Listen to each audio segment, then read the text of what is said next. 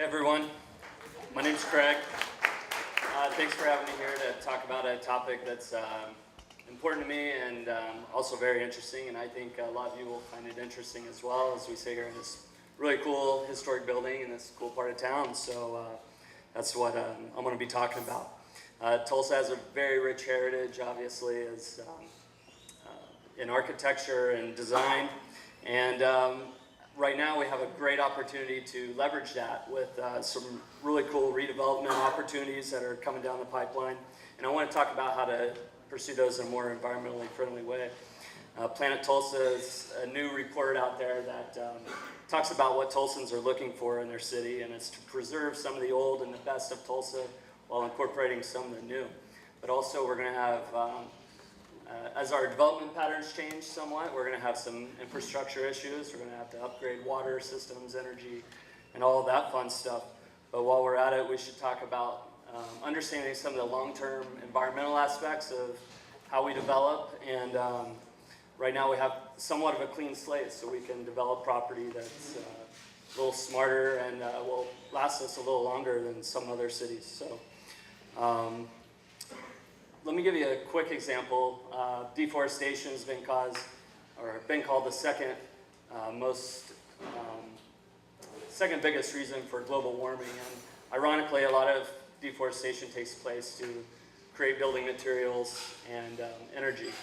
But maybe instead of demolishing everything into bits and pieces, we can find some new ways to incorporate materials and energy that we can use here. So we all use energy.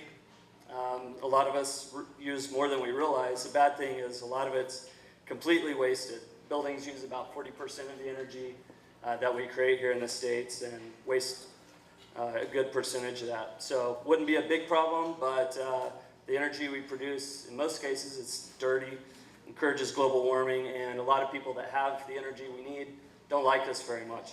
So some of the barriers we need to overcome. We have a culture of cheap energy and easy consumption, so that's going to be hard to change, but we can work on it.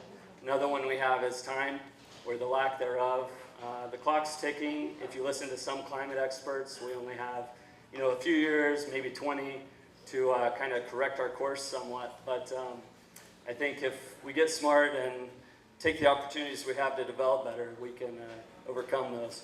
But first we need to kind of understand how we use energy, and that will give us a chance to understand where we are now and where we can go later. So, excuse me. But also, this is mold. It's important to look at our environmental indoor air quality. We spend about 90% of our time indoors these days. Too much, but we're there, so let's build some buildings that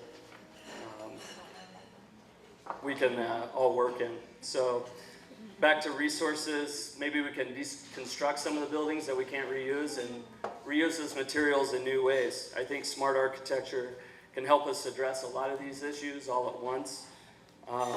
Building to reuse materials wisely and create healthier indoor environments and conserve energy seems like a really good investment to me.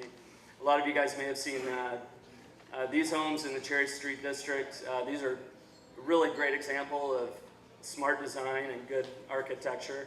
If you're not as into the more modern look and have more traditional taste, other builders have built homes that fit into the neighborhood, and this one in particular is designed to use about 60% less energy than the same home built to code, which technically is basically the crappiest you can legally build a home here in Tulsa. But as far as our high-rise architectural treasures we have here in town, they can be retrofitted and changed to be better environmental and energy performers. The Empire State Building is undergoing a $20 million retrofit that should save the owners almost $5 million a year, so do the math on that one. It's a big problem, but there are lots of people out there who can help us overcome it. Some are local, some are national in scope, but the tools are out there, so go ahead and put them to use and make it happen. I'm Craig. Feel free to get in touch with me if you have any questions. Thank you.